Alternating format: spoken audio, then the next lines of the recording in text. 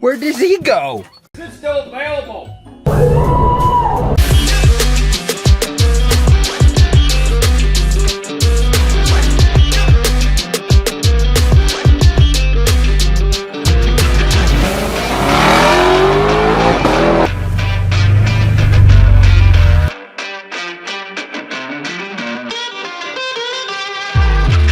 Alright, kiddos, so yes, we're veering off from the C10 again. Listen, after you work on it's one of those projects where after I work on it for so long, I can see myself slacking and not wanting to work on it, and I find every excuse not to go into the garage to work on it. I hit that point, okay? Yes, we're still going to get it done, but I need to veer off from that. That's why I have side quests. And I know I asked in a previous video if you want me to start the Legacy first or the BRZ. I sold my Z. I never planned to sell that. I didn't want to sell it. I still didn't want to sell it, even though I did. But my friend that buys everything, he wanted it, and he offered me pretty much full retail for it and first dibs to buy it back if he's ever going to sell it, or when he goes to sell it. I'll say when he goes to sell it, because he never keeps anything. So I did. I sold it to him. And honestly, I think about it, he's going to be keeping it in a garage. He will be driving it a lot more, but he has a garage to keep it in. It's just sitting in my driveway with a battery charger on it. I'm not driving it right now. So I sold it. So then I just decided, you know what? Let's just do this, get this finished. Then I'll have a beater to drive. Which actually we're going to Ocean City, Maryland for a big concert, rock fest thing. And I thought, this would be a good car to take. And we'll get decent gas mileage. I won't have to worry about dents or dings. Yes. So that's why we veered off onto this. Now, I swear I could jump in a barrel full of turds and come out smelling like roses. Okay? So, you know the other Legacy. I said I paid too much for this. I don't know how I'm going to get my money back. Okay. Well, I had another friend that has been driving a 98 Legacy for a long time. An Outback. And it overheated on him the other day. Several times. He kept driving it. He drove it back to his house. Won't start now. And guy only paid $500 for it when he bought it 6 years ago. So I went and looked at it. Every part I need's on it. Everything I need's on it. It's actually in decent shape. I mean, it's got rust holes and stuff like that. But everything that I need's in really good shape. I said, we'd take $300 for it. He said, sold. So I bought a 98 Legacy, $300 that I'll be able to use all the parts on to fix up that one. Even the crashed section down here that I said we're just going to pull and make it look good. I can cut it out of that one, graft it onto this one. And not this one, but the Legacy, and that's going to be fixed correctly. Then I'll have a radiator, a condenser, the front bumper, which is going to be an Outback bumper, whatever. It's got brand new tires on it the whole way around. It's got aluminum wheels. So I don't know if I'm going to use those tires, since their Outback tires are a lot bigger than the tires are on. If that one tire is good on that Legacy, I might use it. If not, I might just buy one to replace that with. But anyways, I got that for $300. That was a steal. Then I was like, okay, we're going to start on this. So we just had the windshield replaced the other day, and I'm picking up the pieces here. Now, you might have noticed this at the beginning of this video. If you did, kudos to you. But I started noticing things. Okay, so I grabbed the wipers and just set them up there. I haven't bolted them down yet, but they're on there. So you start looking at things in here, and I wasn't really like looking at everything like originally that much, but you look here, that's not a factory clamp. That's not a factory clamp. That's not a factory clamp. So, okay, we're noticing that there's been some stuff done in here originally. Well, back here's where I really noticed it. You see that? This thing has a brand new engine block in it. I don't know if it's a short block or a long block. Every bolt, okay, I'm going to say is a short block. every bolt on this block, like, this stuff is all cruddy and stuff. But, like, look down into there, onto the block. I should get a light. Hood sitting in my way. Look down in there at the engine block. Look at the bolts. They're brand new bolts down in there. Brand new, brand new. Engine block number right there. New. New serial numbers. Everything is new in there. And I see mouse poop in there. I do have mice in my garage, and I see that there's mouse poop back in there. Nice. I'll get that vacuumed out. That just happened in here, I'm pretty sure. Hopefully they didn't chew any wiring. The thing's running fine. I just drove it over here, but yeah. And so another thing that I noticed, how it struck me first, and I noticed that, was the plug here for the flywheel bolts. Right there, it wasn't in place. Like, they had it wedged in there, but it wasn't in properly. So I did pull it out and I looked. I think it has a brand new clutch in it as well. So the engine block, I mean, honestly, is corrosion free and shiny as it is. That thing can't even have 10,000 miles on it. There's no way. So just recently, before this thing was wrecked, it got a brand new engine in it. Now, I don't have any proof of that, but I mean, just for yourself, see it for yourself. Look at the transmission, and then look at the engine block. That's not the original engine. There's no way that's the original engine. So, now I'm looking up at the heads up there. I think it was a long block, because that looks like the heads are new too. If you can see down in there. Yeah. No, I think it was a short block. I'm looking at this head over here, and there's some corrosion on it and stuff. I don't know. What do you guys think? I think I'm seeing dirt on this head over here. I'm thinking that that's probably an original head. Yeah, it is. 'Cause I can see dirt down in between there. You can see brand new RTV on the surfaces and everything. So, all right. I'm fixing this up for my beater. I have like a good month to get it finished, and I have everything I need except for paint. Maybe a couple little odds and ends, but for the most part, I just ordered another piece today with this metal bracket that holds the bumper in place and kind of forms it to shape.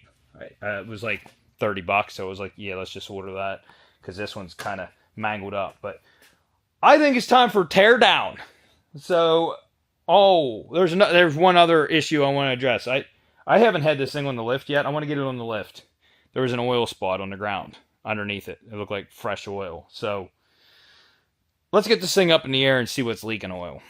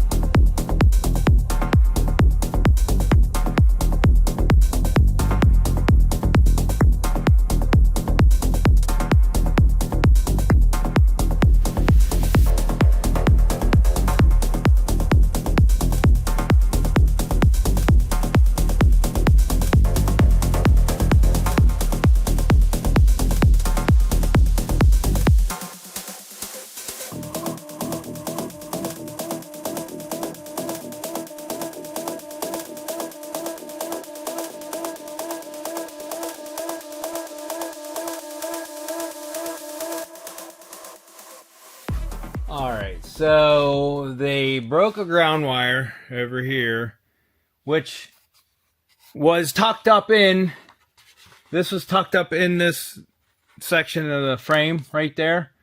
and the up into the subframe, and just forgot about, as you can see there. It looks to me as if they failed to seal the timing cover. I mean, there's fresh sealant on there, and the drops that are falling off of this are falling off of the oil pan. They was coming from one spot.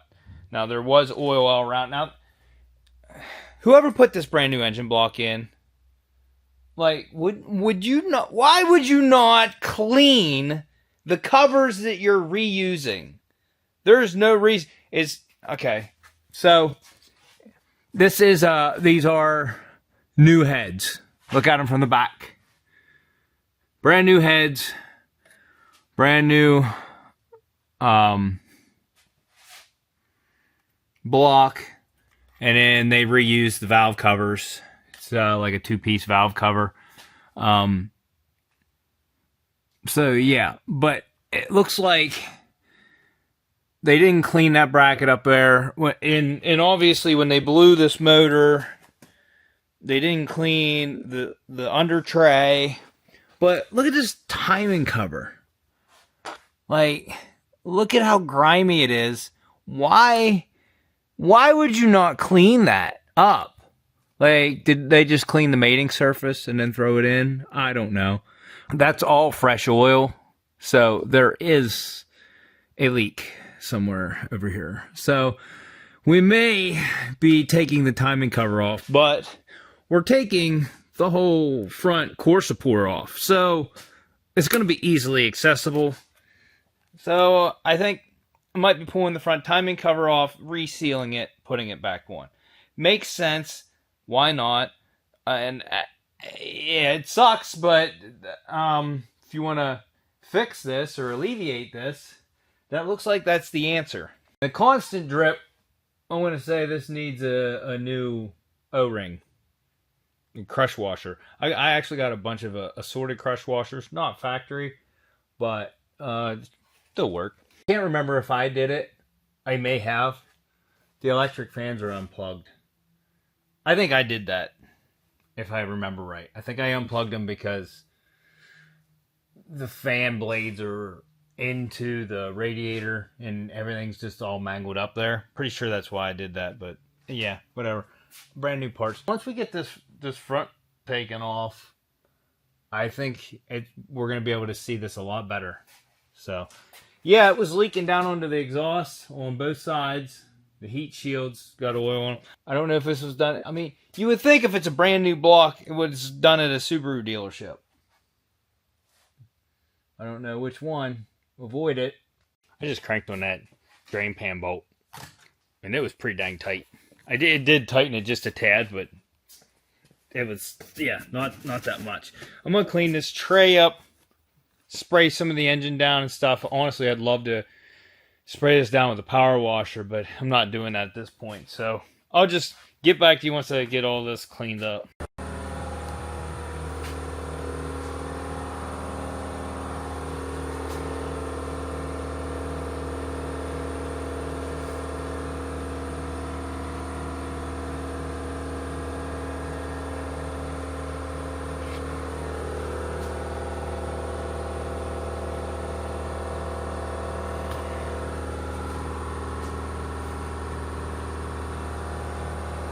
Alright, so I lied to y'all. I went ahead and took it outside. I sprayed it down. I just sprayed it with my air nozzle for a while just to dry it all off. We got some forklift damage we have to assess. Well, look at the tow hooks here. I'm not really worried about that. I'll clean that up, but that's got some like sharp edges on it. That was from the forklift. They caught the inside of this one. I'll clean that up. Spritz a little spray paint on that one. Chew disarm a little bit. Not bad. Happens. This one they bent. As you can see. I'm going to straighten that back out. I'm going to use some heat.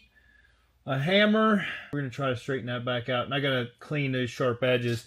In the back, these are typical. These arms on the Subaru getting bent. This one's bent just a tad. Not bad. This one over here didn't get bent at all. So, And it scarred up the lower control arms. I'm not really worried about that. That's nothing. That's just, I might spritz some paint on it or something, but besides that, it didn't bend them, so I'm not really worried about that. Other than that, it's actually pretty decent under here. All right, so that's where we are. I'm going to go ahead and try to straighten these arms out the best I can. Hopefully, I can straighten it back out. And then clean everything up, spritz a little paint on it, and then tomorrow I'm going to come back out and we're going to tear all the damage off.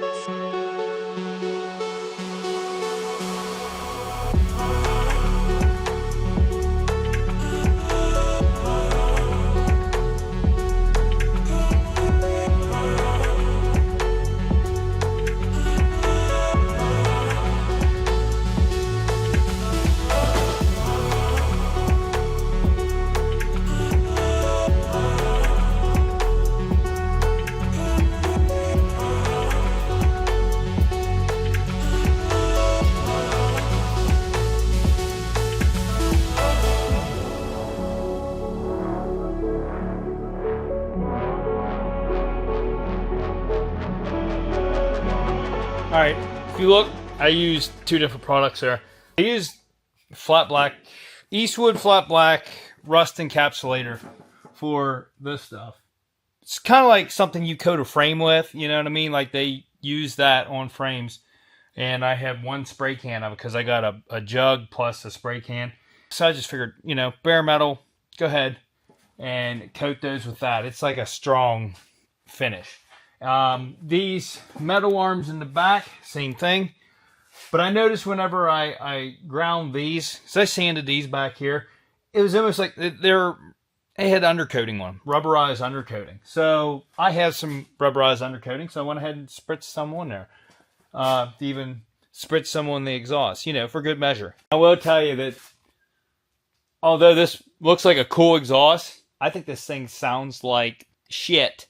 This is probably an expensive exhaust, so I'm probably going to list it online for sale, honestly, because I want duals back on this. I'm seriously, I hate cars that come with dual exhaust and then you put a single exit on it. I like dual exhaust. I think dual exhaust looks good. This exhaust would look better if you raised the hanger, which you could do it by just twisting the clamp or whatever. But I'm getting rid of it. I don't want it. And you can see it did scrape on something a couple of times. No big deal. Somebody will buy it. Some hot boy out there. But I want duals back on this. So a company that sent me an exhaust for the Z the one time has an exhaust system for this. And they're going to send me one. So we're going to do it. Also, it looked like they sealed this with red RTV. And I can see it was leaking. So yeah, they didn't do a very good job. Now this flange could use cleaned up. It's rusty. But yeah. What is this? Is this a cat? What is that? What in the world? What is that? It says Subaru on it. Is that a cat? What is it? It's so tiny. It's dinky. Is it a resonator? I don't know. I just noticed now 2 of these transmission bolts. If I take them out, I can see the clutch. There's a little cover. Which honestly, I can kind of see it through here. I think, okay, I was going to take these bolts out and look in at it. It looks like it's brand new. Let me get my little scope camera out and put it in there and see. I want to see if that's a brand new clutch. You would think if you put a new motor in, you'd put a new clutch in it. 70-some thousand. It would be due. Amazing how clean I got this thing now. And it's like, part of me wonders, because if you look up in the oil filter straight up there, and this is where most of our oil was in this area. Our oil filter housing is straight up from here. And you can see remnants of oil up there. I'm wondering if they didn't just spill it whenever they took that oil filter out or spilt oil down over the heads there. I hope that, because if I cannot detect a leak before I go to put this thing back together. I'm going to have to run it a couple of times. If I can't detect a leak, we might just roll with it, honestly. There has to be a leak, at least over here. And it looks like they really fumbled around with the RTV on this side, because I can see it on the ground and all kinds of stuff. So,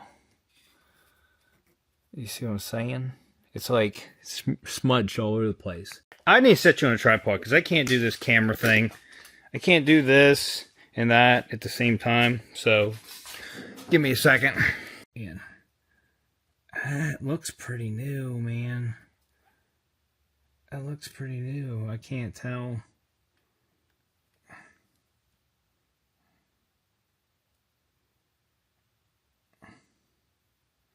But I mean, it's inside, so you can't really tell exactly.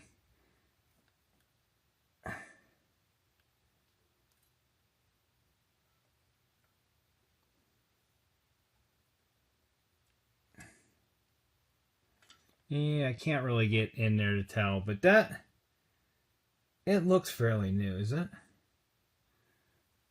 Are we looking at that? Does it look like an aftermarket clutch?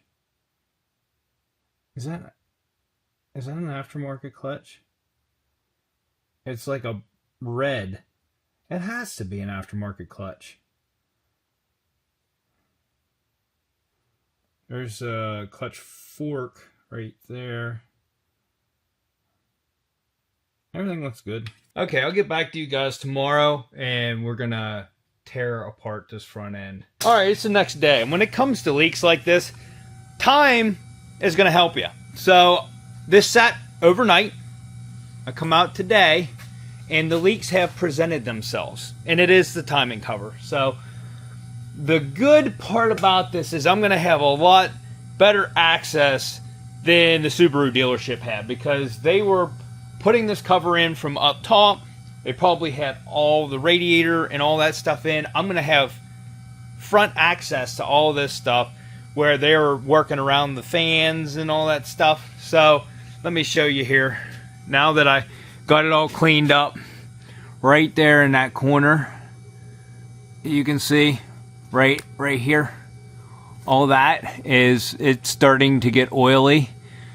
And it's about the same spot over here on this side. You can see there's already like a puddle there forming to the right of the ground strap.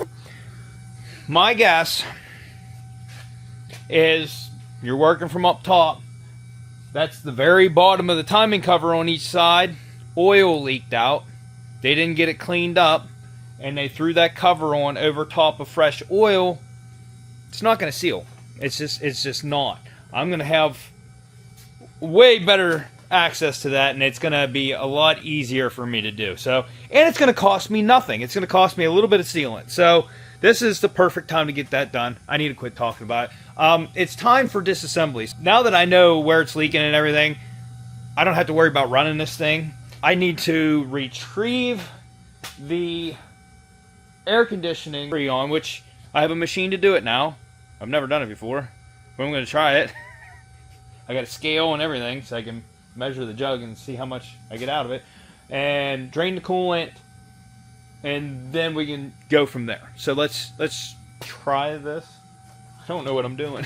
So I know I told you I thought maybe about fixing these dents. I don't think we're fixing that. Since I'm fixing this up for myself just to drive, and it's going to be a beater. There's some small door dings and a small ding right at the back of the door, like quarter panel. I'm not worrying about that. The only ding I am worried about on this thing is on this back quarter panel. It's got a nice ding right there. I am going to fix that because that's hideous. Besides that, everything else on this side is pretty good. This fender doesn't need painted, but the fitment down here isn't correct. So I got to fix that for some. Looks like, is there a bolt missing out of that? What is going on there? Because look, that's where it needs to be. What is going on here? I didn't even look at this. Is there? I can't open the door far enough to check it. That's wild. I'll figure it out later.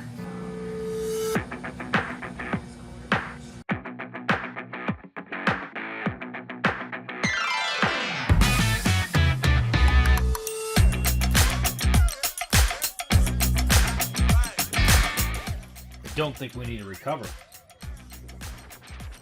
No, we're empty. Never mind.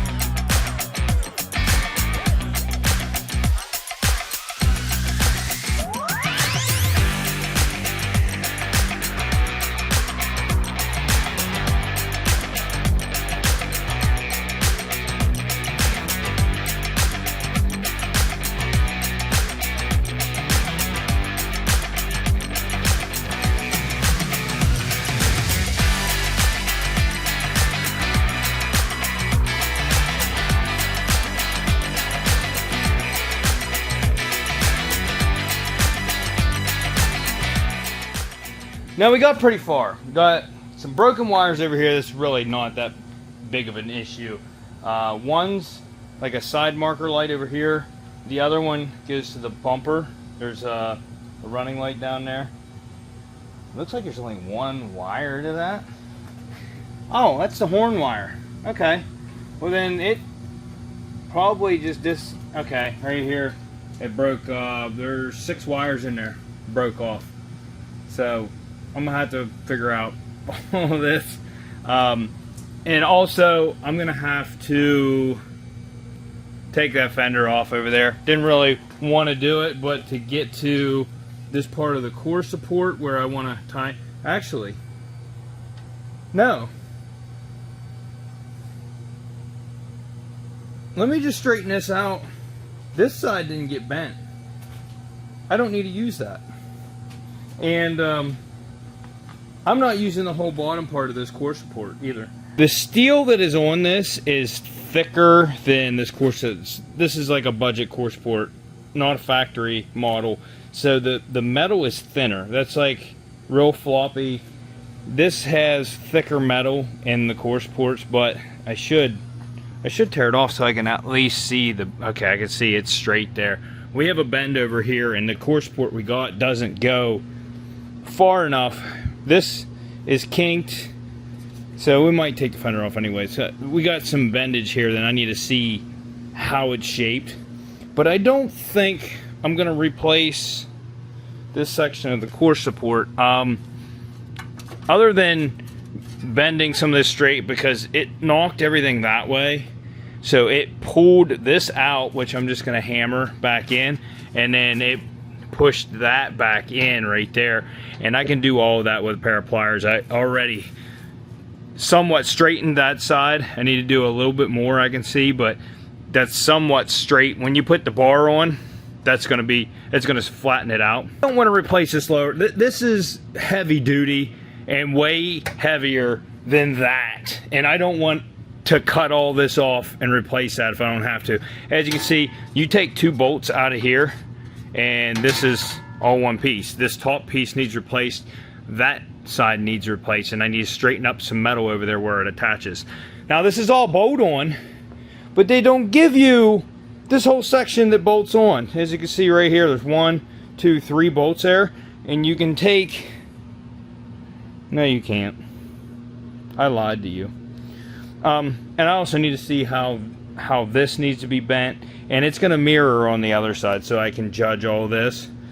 Try to get this as straight as possible so when I put the new parts on, then I'll be close to where they bolt onto.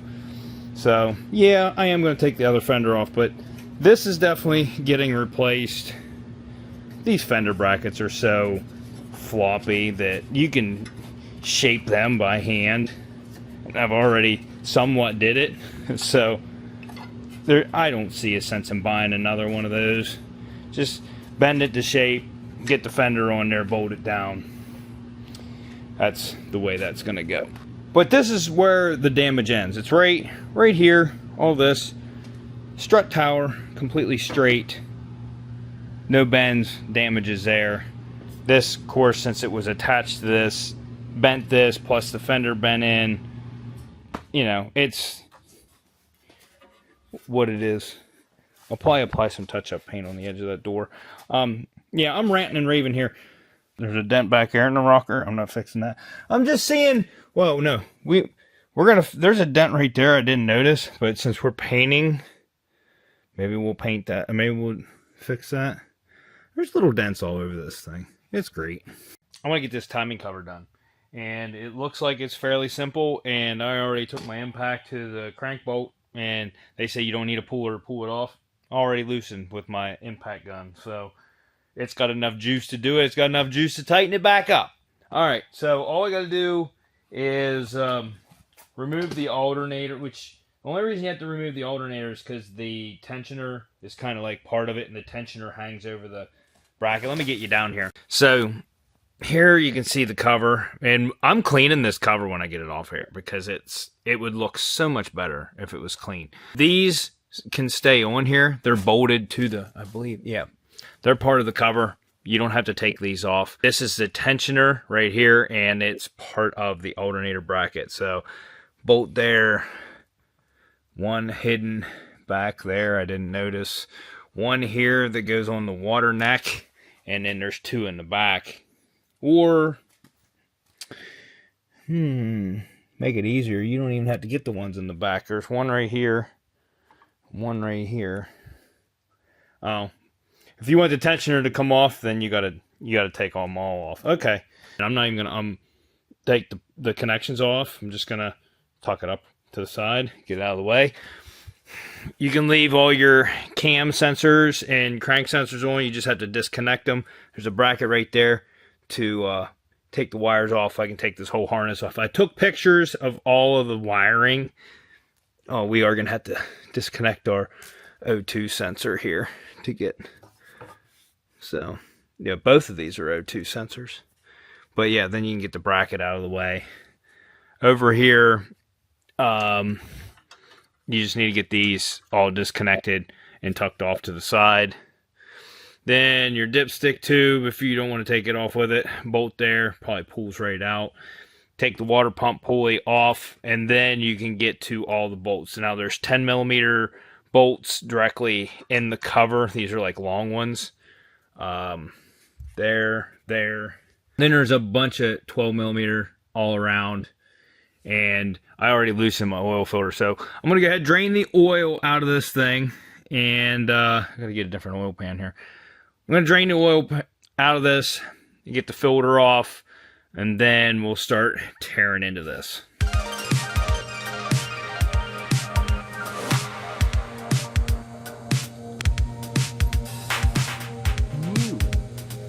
Squirrel! Okay, I got distracted. You know I hate wiring. I started looking at things. None of my wiring, because this is a BRZ, I got the FRS front end, totally different altogether. The BRZ has DRLs in the bumper. The FRS has turn signals in the bumper. Now this one I'm going to have DRLs in the bumper, but I got to run turn signal wires down. And there are 3 wires. One is with the headlights on. So with the headlights on, it'll run an amber. And then there's another one for the flasher. So there's a dual filament bulb on it. I don't know if I'm losing you here. Then I started looking at the headlights I got. And this is a HID. This was like a top trim model. So it was an HID model. Let me show you something here. So the headlight should be similar and everything. But here's the plug for the BRZ. It's got lots of wires going into it. Here's the plug for the new headlight. As you can see, it's not in the headlight now. For the new headlights that I got, they don't. It's too small. It's big. It didn't work. So then I was like, it's too late to send these headlights back. Ordered them a long time ago. Decided, I'm like, okay, I need to make these headlights work. So I got my jumper box out, was checking wires and stuff. I got the wiring figured out for the turn signals, and the running lights and stuff on the bumper have just, these have a rubber cover on the bottom of these brand new headlights. That is where the HID ballast goes out of my stock headlights. And even though that one was all busted up, everything in it worked. The headlights still worked and everything. So I've now transferred the wiring over to this new headlight, but then there's turn signals in here, which are turn signals in the BRZ headlight, and there's not turn signals in the FRS headlight. But these ones I got have turn signals in them. So I have to wire those, which here's the wiring for it. I have the rest of it's on the inside. I got to plug it in, and then I marked one is DRL and one is a turn signal, and then the other two are grounds. And then this DRL wiring is also going to run down to the bumper and plug into the DRLs that I have in the bumper. Yep. I got the gears, like, do you see the smoke coming out of my ears? Yeah. These are the new headlights that I got. This is a turn signal. This is a running light, DRL. Right here's where the ballast goes.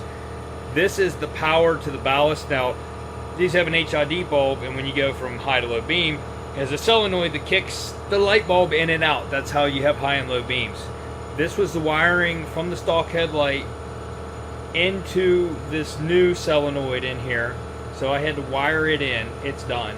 This goes to the ballast, and the ballast sits here, and then there's a plug that comes up, and that's my stock HID headlight, and it's going to go plug right into that. So right now, with this wired, I can put the ballast on.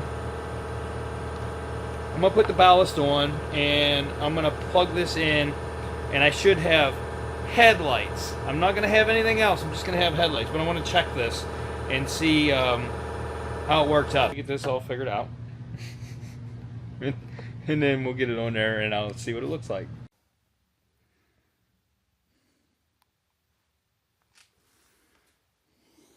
Alright, so it's fully wired, minus I need to run a power wire from headlight power, so to run down to that marker. That's the only one I haven't done yet.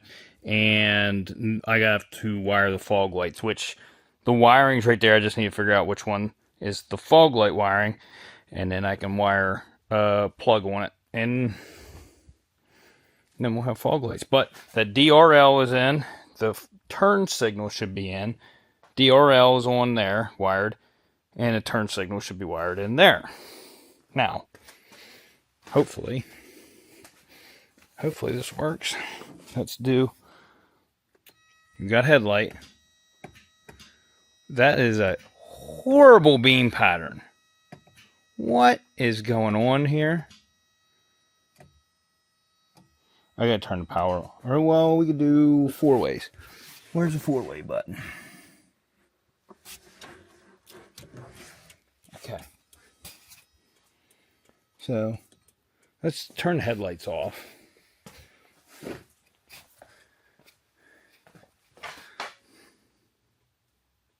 And because I wired an actual halogen in down here, it keeps it from flashing fast.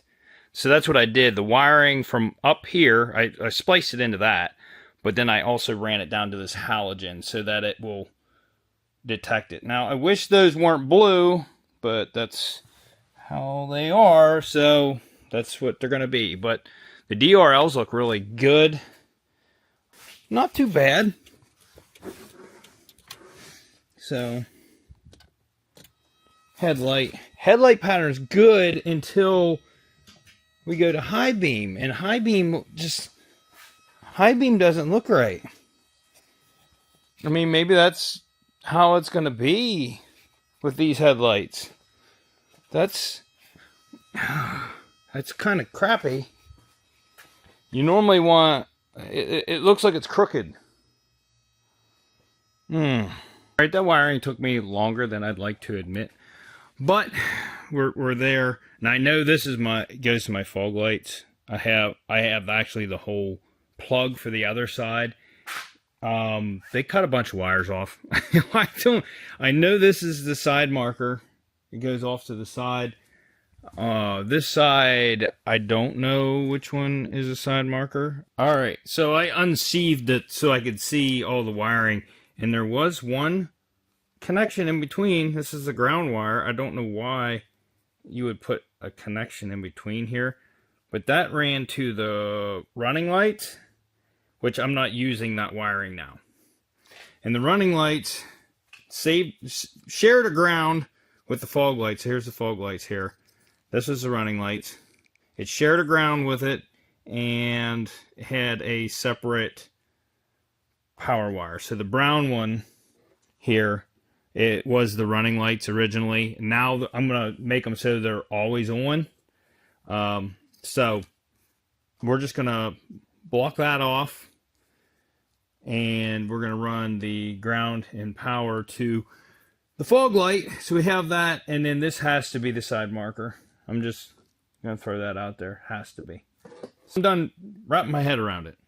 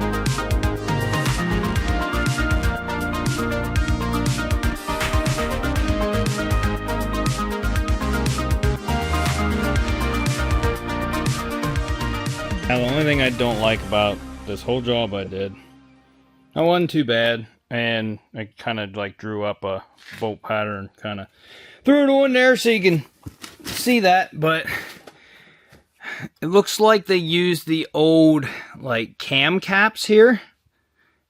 You see how there's a surface edge right here on both sides. If they didn't seal that properly, it could also be leaking right here. So it's like, and then also it looks like they scraped up the surface a little too much, almost. That's what it looks like. They got it all scraped up there from cleaning it.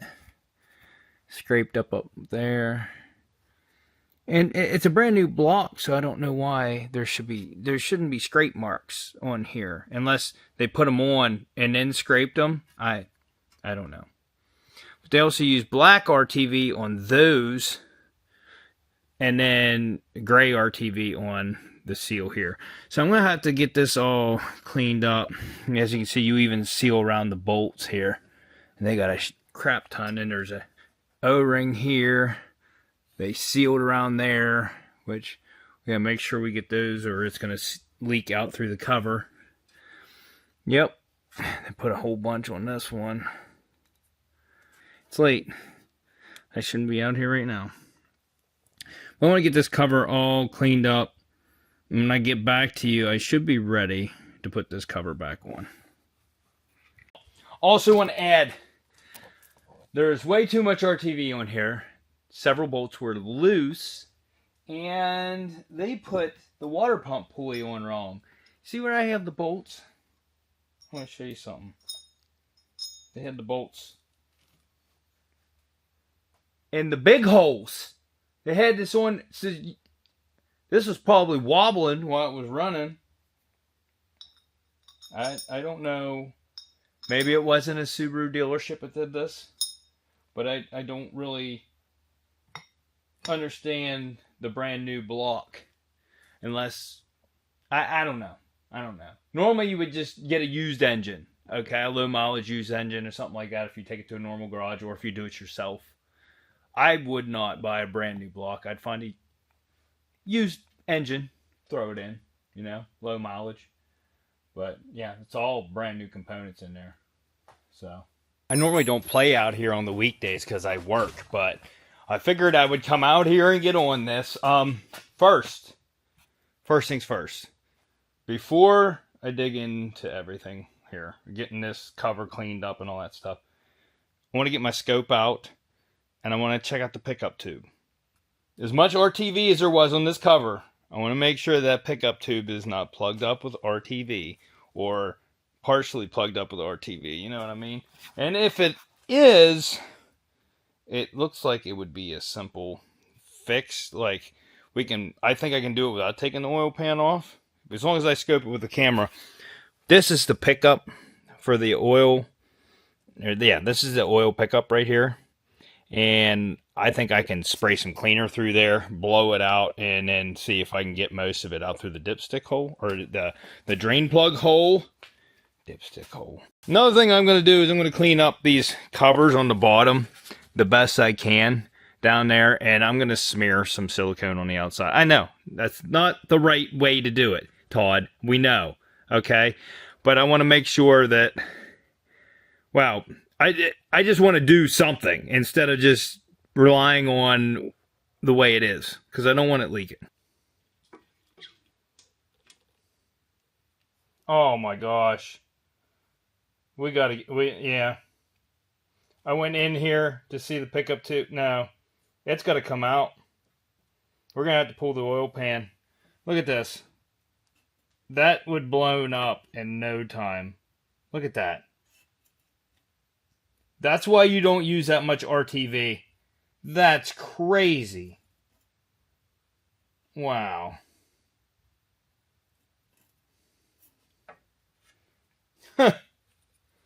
Alright, well, that's more work to do. I'm going to have to drop the exhaust now. Get that oil pan off. Man. One thing I can't say is thank God I did that.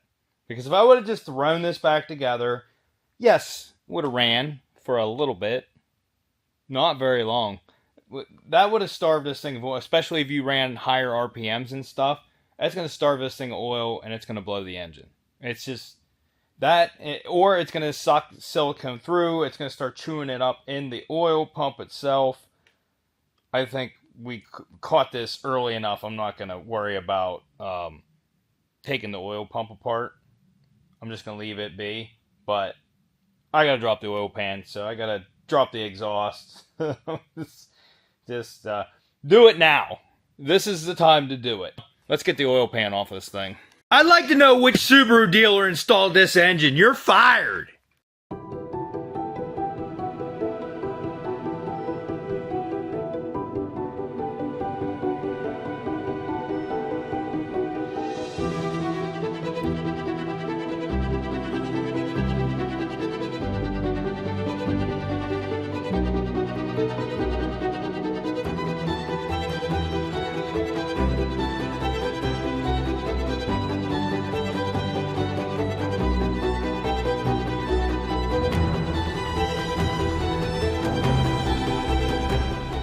Now, I'm going out on a limb here, but looking at the craftsmanship from this engine install, I can't say that Subaru did this. It was a short block because this lower pan is original, and then it's the block itself. That's all they got. But there's like I don't know if this is break-in. I mean, this oil is still really clean. So I'm going to say this engine was like just installed, like very, very recently. But there's metal shaving, like there's glitter. And I want to say that's from either break-in or from them not cleaning the pan. I don't know. But just seeing their work and all the silicone and this, some of that looks like rags, like debris from rags, and then some of it looks like silicone. I mean, some of it is silicone, and then there's one like chunk of metal in here. Right there. Look at that. Can we get a focus on this? A freaking right there, curly Q metal shaving. I'm gonna clean this all up, put the pan back on. This is yeah, it's not what I planned to do today, but that's what we got to do. I was psyched about this new engine until right now, and I'm just hoping that this is because they didn't clean this pickup tube and they just took everything and put it up in there. Now look at this: the compressed air, brake clean, it's good. Now everything that came out of there, it's almost a good thing that it was plugged, because there is so much bearing material here that came out of this. It's unreal. And it's chunks too. So here is what came out of it. There's rags. You see some of that shiny, like there. You see right here. And then this is what came out too. Look at these chunks. And this thing runs too good for that much bearing material. That had to have been from the last engine. And this engine hasn't been in long enough. I don't think it's damaged because it runs good. So I'm very glad that we did this, because it wouldn't have lasted very long. I don't care if it's a brand new engine. It's not going to run very long with starving of oil and these bearings being in there. If it would have got one of them past this screen, which I couldn't believe all that came out of here, but this did its job. I guess I'll throw this back up in there because it's clean now. Clean the oil pan. I'll get back to you once I get the oil pan clean. I'll get a shot of me throwing it back up on there, because I got to clean all this stuff up really good, and then we'll get to the timing cover.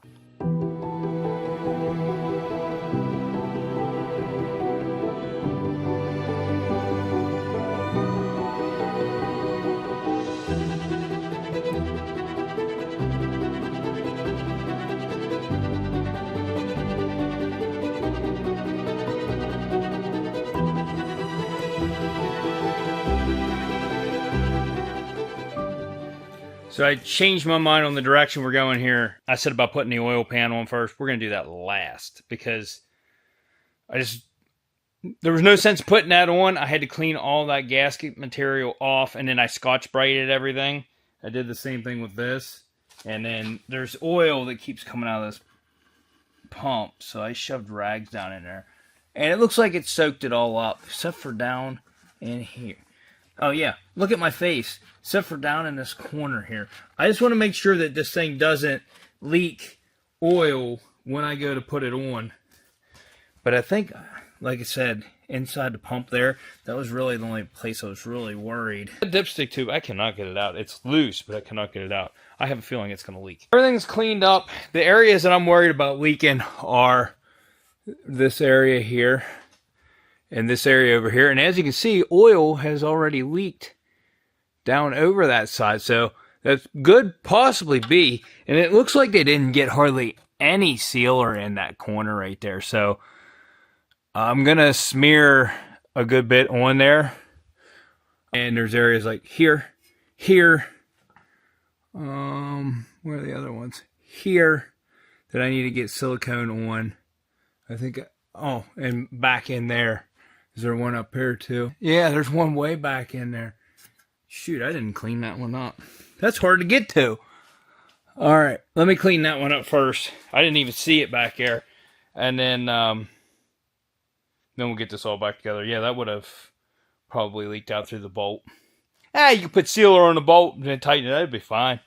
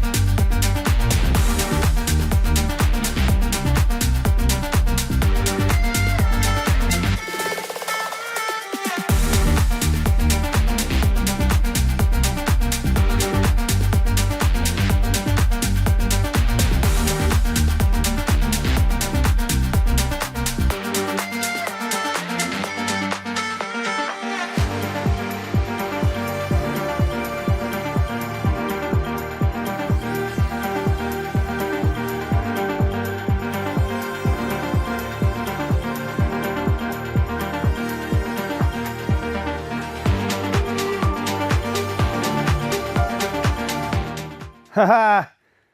Yeah, my camera died. I was just like, you know what? I forgot that it died, started recording the next video. So that's just where we're at. So if you guys want to see if this thing runs, stay tuned for the next episode. So if you like this video, smash that like button, consider subscribing. Hit that dislike button if your mom leaks when she runs. And we'll see you in the next episode. Alright.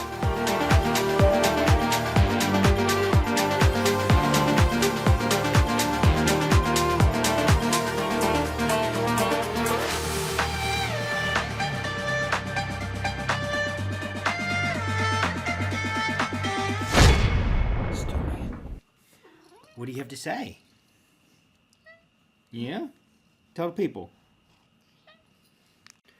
What do you have to say, sir? Sniffles.